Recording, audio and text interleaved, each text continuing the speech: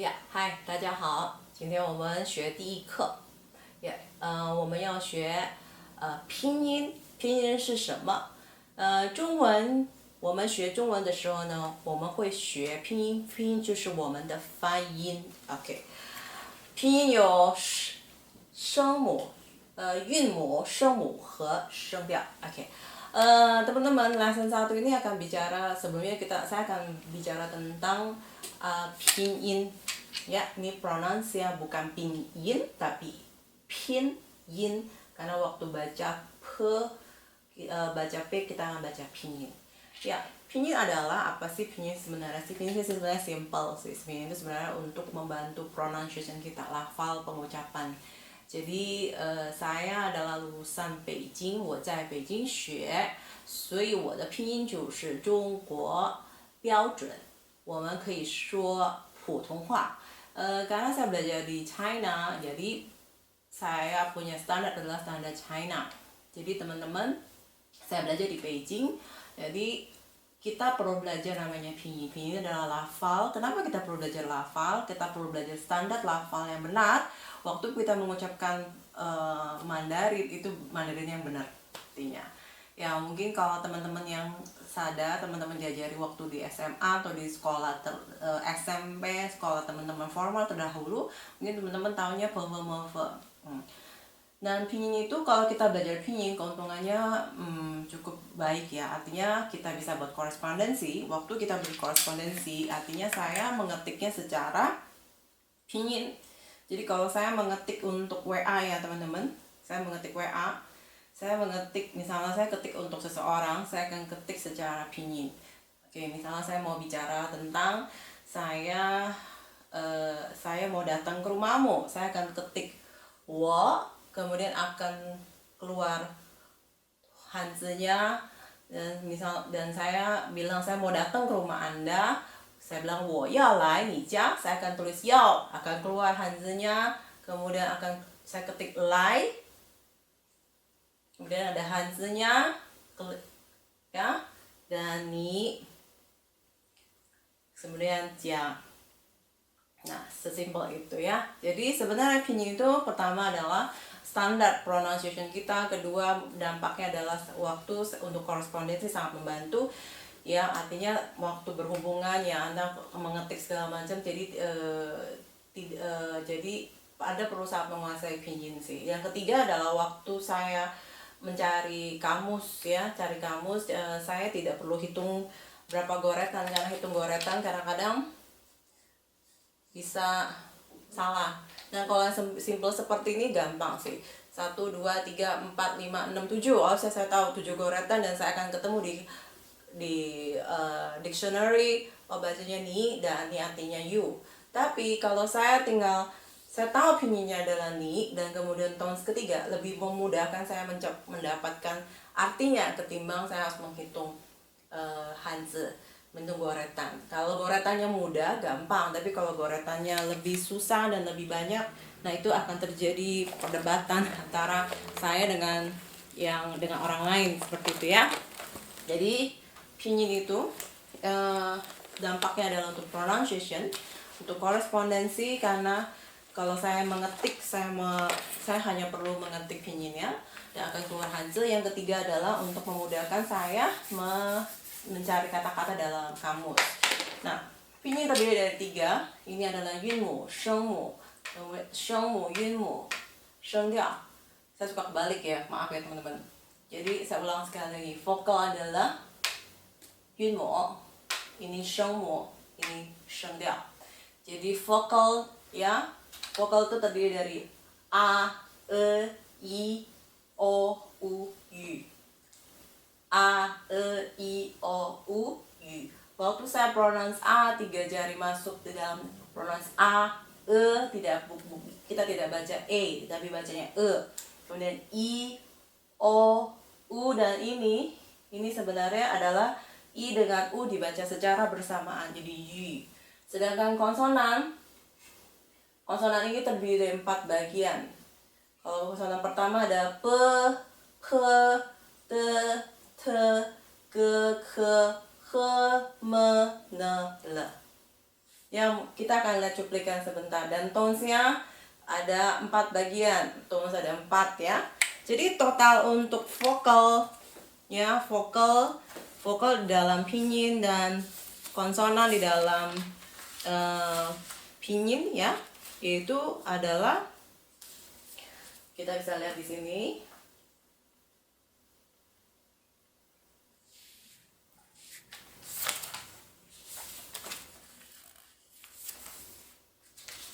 Ya, vokalnya ada sekitar, ya teman-teman, ya ini nanti akan menjawab pertanyaan sih, nanti menjawab feedback di dalam model saya ya setiap sesi.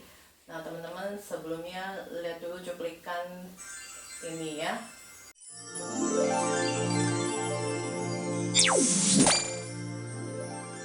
汉语拼音表，声母23个，波、坡、摸、佛、的、特、呢、了、个、科、呵、鸡、七、西、知、吃、诗、日、滋、呲、丝、一、乌。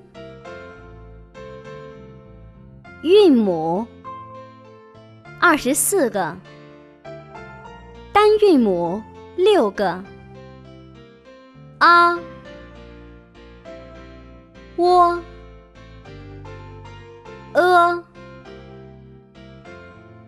一、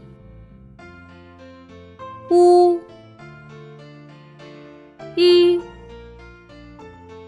复韵母9个，I、A、V、O、O、U、耶、约、儿。鼻韵母9个，安、N、音、温、晕、昂、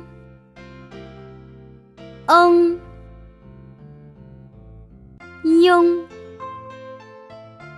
嗡。整体认读音节16个，知、吃、诗、日、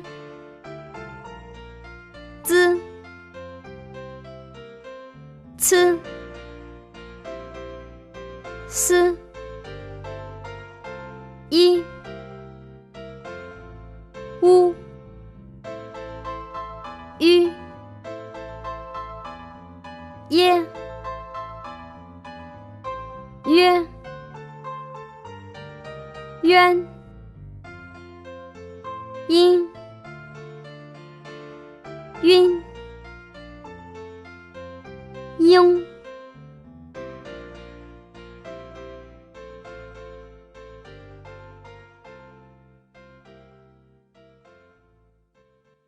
OK， 刚才你们看了那个拼音表，那所以可以回答我的问题ya. Tadi teman-teman sudah menyaksikan tentang mengenai pinyin. Oke, kita akan masuk ke lesson 1. Lesson 1 Jadi ujiannya untuk UTS adalah dari lesson 1 sampai lesson 5.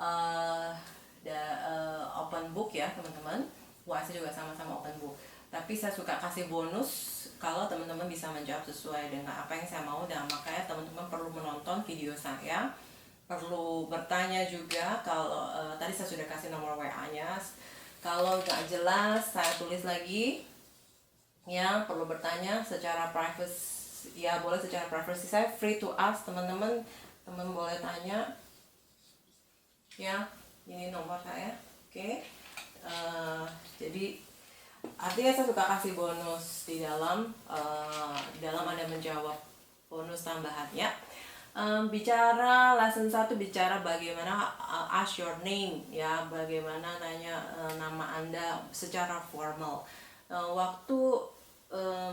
Waktu seseorang bertemu secara gaya Western mungkin hi, how are you, I'm fine, seperti itu ya. Tetapi gaya Timur atau gaya Chinese yaitu mereka bukan menanya what is your name first, tapi mereka akan bertanya ni hao ma, seperti itu. Ni hao ma, ni hao ma ya, ini pronouns ya, ni hao, tidak ada tones ya, qing sheng ma, ni hao ma. Jadi atau yang ditanya adalah ni shi fan le ma, berkaitan dengan perut, artinya apakah Anda atau kamu sudah makan. Jadi bukan mau diajak makan sih sebenarnya, ini cara nanya kabar ya, nanya kabar dengan lewat perut, ni shi fan le ma ya. Ini sepertinya style Chinese seperti itu. Tapi kalau saya nanya asking your name ya, ada dua cara sebenarnya sih. Pertama adalah kalau saya bertanya ni jiao shi ming zi, ini lebih seperti Western. Artinya what is your name? Ni jiao shi ming zi. Ini lebih Western, artinya sama, what is your name. Tapi kalau style yang Chinese ya, dia akan tanya bukan ni jiao shi ming zi. Jadi waktu seseorang ditanya ni jiao shi ming zi, oke, 我叫 Tiffany, 我叫 Brian, 我叫 Yuhan, John, 我叫 Malia, Mary ya, Mary ditranslate di dalam Mandarin Malia, oke. Atau saya 我叫爱德利也都可以, oke. Tapi kalau secara Chinese atau secara Timur, yang ditanya adalah nin kui sing. Subjeknya juga berbeda ya teman-teman. Nin kui sing. Yang menarik ya adalah kita akan belajar asking your name secara formal. Nin kui sing. Subjeknya adalah penggunaannya nin, berbeda waktu ni. Ni itu artinya you, nin ini lebih formal. Kui sing artinya asking your name secara formal, tapi saya nggak akan langsung ngomong 我姓 Tiffany. Jadi saya akan pertama jawab marga saya ya, 我姓关, karena marga saya adalah Kuan ya, 我姓关, dan baru saya akan bicarakan lagi nama panggilan saya, 我叫艾琳. Jadi 我姓关, 我叫艾琳.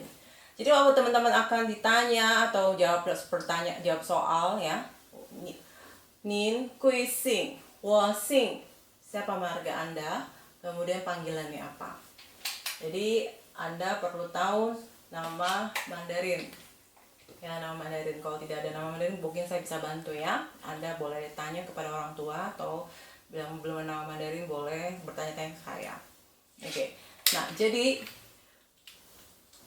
pelajaran nomor 1 adalah nin kui sing, artinya asking your name is formal way. Beda dengan ni jiao shema dengan nin kui sing. Ni jiao shema ini tidak formal ya, lebih santai, juga kondisinya bersama dengan teman. Sedangkan nin kui sing ini formal. Atau nin zun xing da ming. Ini pronunciasinya Junsing Taming. Ini tidak ini ada di buku atau tidak buku. Tambahan dari saya informasi ya. Junsing Taming. Sama dengan Nin Guising. Junsing dihormati, Taming nama besar. Artinya nama keluarga Anda adalah nama besar ya. Kemudian saya akan jawab wo xing guan. Ini marga saya, dan kemudian panggilan saya wo jiao Ailing. Jadi teman-teman tidak bisa langsung tulis wo xing Ailing, tidak bisa, atau wo jiao Ailing, nggak bisa. Ya, itu tidak sesuai dengan struktur. Wo xing marganya Anda, kemudian panggilannya. Nah, mari bicara penggunaan ma. Ma adalah bentuk question, bentuk pertanyaan yang sangat simple, ya sangat basic. Jadi kalau Anda membuat kalimat, Anda perlu tahu subjek, predikat, objek, atau SPO. K-nya boleh ada atau boleh tidak. Nah, subjek untuk Mandarin kita akan belajar wo, ni, dengan ta. Wo, ni dengan ta. Ya, wo, ni dengan ta. Oke, ini masih yang modalnya singular. Kalau plural berarti Anda akan tambah men. Ini jadi women, nimen, ta, tamen. Oke. Nah, predikatnya ini adalah kita bicara verb. Ya, verbnya bisa makan, bisa minum, bisa baca. Itu akan kita dalami. Kemudian objeknya kalau tergantung dari verbnya. Kalau verbnya adalah saya makan, ya, 吃饭. Dan 吃饭itu artinya bukan saya makan nasi atau makan beras ya. 吃饭 just eat. Artinya saya cuma makan.